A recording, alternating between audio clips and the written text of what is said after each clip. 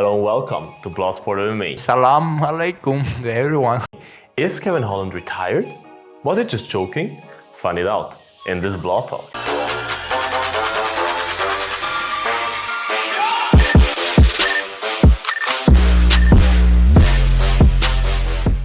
Kevin Holland announced his retirement on his Instagram. He said, yeah, he wants to retire before 30 and he made a lot of money now and everything and he wants to be Batman, save the world, whatever. Do we believe him? Some people do, some people don't. What do I think? I believe that, look, Kevin Holland is a funny guy. He likes to do a lot of jokes. Sometimes it's also serious, but I think this thing is kind of a mix. Because you have to see, why should he retire right now? 2020, he had 5 fights, won all of these 5 fights, got award for Fighter of the Year. I mean, his whole life changed that year. He made a lot of money with bonuses and everything. Then 2021, okay, he had a little setback, but what was his setback? He lost in 2021 against Derek Brunson and Marvin Vettori, both 2 top 5 fighters. First of all, tell me a guy who fights top 5 fighters after just 1 year in the company. Not many, right? And as far as I'm concerned, both these fights were short notice, which is badass, really badass. And that's what Kevin Holland is. You can laugh about what he does sometimes and how he's a funny guy, you can like it or not, but he's a badass. He takes fights on 1-2 weeks notice against arguably the best fighters in the world. This is really badass. And how did he lose against them? By decision. Didn't finish him. I mean, he fought Thiago Santos on Thiago Santos' run to John Jones. Thiago Santos had his run to John Jones where he finished everybody. He knocked out Jan Blachowicz, everybody. Everybody! I come here for everybody! And then what happened against John Jones, we all know. Like, he arguably won that fight. And guess what happened when he fought Kevin Holland? Few fights before? He decisioned him, yeah. Thiago Santos won against a young Kevin Holland, but by decision. He also could finish him. And that's an achievement back then, because Thiago Santos was a beast that finished everybody. Kevin Holland is as tough as it gets and really, really talented. Really talented. Yeah, he lacks his wrestling a little bit. That's also why he lost to Vettori and Brunson, because in the stand-up, Vettori and Brunson couldn't do anything, really. Like, he was winning both fights in the stand-up, but it's mixed martial arts, I agree. And he improved his wrestling. He got better. He worked on it. Is he there yet? No, he isn't. Is he that old that he definitely has to be there yet? No, he still has a lot of time to learn. He's not even 30 yet. His prime probably comes in 1-2 years. And now he did a very smart approach by switching to 170 after he got that headbutt knockout, which was a no contest, as it should be. Switched to 170, and there he finally had a smart approach. Before he was just taking all the short notice fights and being Superman for the UFC. That's why they now lost him so much. Is he f***ing awesome? Then at 170, he had to take a smarter approach because he has to cut some weight for 170, and then you can't take all the short notice fights. It's not that easy anymore. But it was good for him. He took a smart approach, didn't jump right into the top 10. Fought Oliveira, fought Tim Means, 2 good legends, 2 good old school great fighters who are not in the prime anymore. Smart approach. Won both fights. Finished both fights. 1 submission, 1 TKO as far as I'm concerned. Great start into a new chapter. Then he continues the smart approach, fighting Daniel Rodriguez.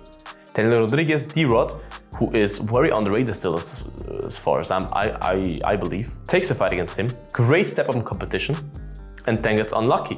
Khamzat missed weight, kills the whole card. Then he has to face Khamzat. He has to face arguably the best power wrestler, the most powerful / best wrestler in the division, on less than 24 hours notice, with a fight camp preparing for a kickboxer. You have very different fight camps if you prepare for a wrestler for a kickboxer. He prepared for a pure kickboxer. D-Rob would have not taken him down, not at all. Would have been a stand-up war. He prepared for this, not for a wrestler, especially not for a wrestler of the caliber of Khamzat. You need a whole camp for this guy. And yeah, he got finished, but he did at least a better job than all of the other opponents when it came to getting taken down. Of course, Burns was a completely different thing. Complete different fight. But Holland did not a bad job. Of course, he could have done better, yes. But don't forget, 24 hours notice. He was probably not wrestling at all, or at least just a little bit, in his fight camp. So there's no shame in losing. He didn't lose anything in my head. He only won, his stock only went up for me because he showed his balls again by taking that fight. And for me, he should just continue that path at 170. And he got mad right now because D-Rod got booked against Neil Magny, even though Holland was deserving of the D-Rod fight to get it rebooked, more than deserved. But they booked him against Neil Magny, why ever. Probably they have different plans for Holland, but Holland wasn't happy about that. And you have to see that Holland posted on Instagram that he was not happy about it, that this was number one bullshit by the UFC. And then I think a few hours or minutes later, he announced his retirement. So that, for me, is connected. And you can't tell me that he decided to retire in one day just because he's not happy with the matchups that UFC did. No, he didn't. He just wants to get attention. He loves attention. It's smart. I mean, Conor McGregor retired before. John Jones retired before. So many guys did it. Nate Diaz did it several times. They said they retire, but they don't retire. But that gives you attention. Look, I'm talking about him right now. Michael Bisping talks about him in his podcast. Everybody's talking about Kevin Holland now. Because you never know how serious he is about that. But I'm pretty convinced that he will not retire. Kevin Holland is a competitor. He loves to compete. He loves mixed martial arts. He's a beast, and he knows his prime is coming. He knows he's at the edge of his prime, at the start of his prime. He's just a smart, funny guy that knows how to promote himself on social media, that knows how to present himself on social media, how to grow. That's what you need to do. I don't say you need to say that you're retired, don't get me wrong, but you need to draw attention to you, and that's a way to do it.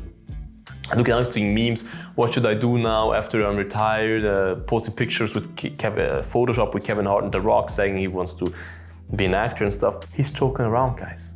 He's not retiring. He's not retiring. If he would be retiring, you would have seen UFC roster watch on Twitter already saying fighter move Kevin Holland. He's not retiring, trust me. He will stay in the UFC. He is very good buddies with Dana White. Dana White's probably laughing his ass off at this Instagram post of Kevin Holland, laughing his ass off at people really thinking he's retired. He's not. Just wait. I'll say within the next month. I'll say end of October, we will have a fight announced for Kevin Holland. That's my take. Write your take in the comments. What do you believe? Will he retire? Is he retired? Will he stay in the UFC? Who will he fight next? Which fight makes sense? That's a very interesting topic that will take too long now to go into. But let's text or write about it in the comments. Let's have a discussion there. Like this video, guys. Subscribe to the channel. Tell all your friends that like MMA to also subscribe to the channel. I would appreciate that. And most importantly, guys, you know it already. Eat your veggies/vegetables, guys. See you in the next one. Bye-bye. Bloodsport out.